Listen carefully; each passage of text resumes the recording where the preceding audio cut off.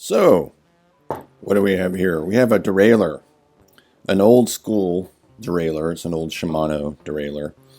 This one's from the early 80s. It's what's known as non-indexed. This came off my Ross, and I've cleaned this up.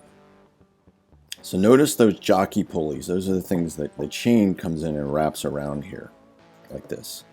It's on the bike. And these are the stock. These are actually new, but they're stock. See how that doesn't really spin? That's fine. There's not much resistance. So here's what they look like when you remove them. There's not even, as far as I can tell, not even a bearing in there. They sort of spin on this plastic to metal thing. You put some grease in there and it spins okay.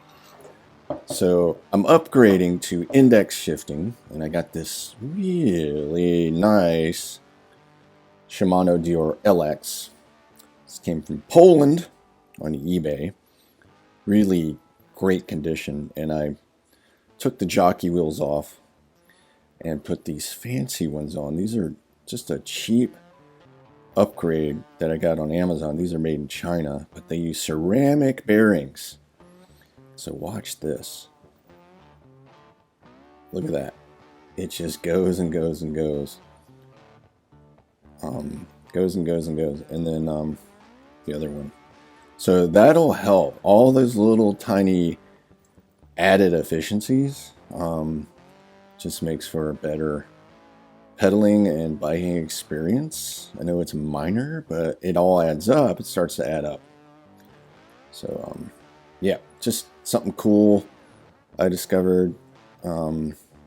Just a tiny bit less resistance. Maybe it's quieter, you know, little tweaks like that.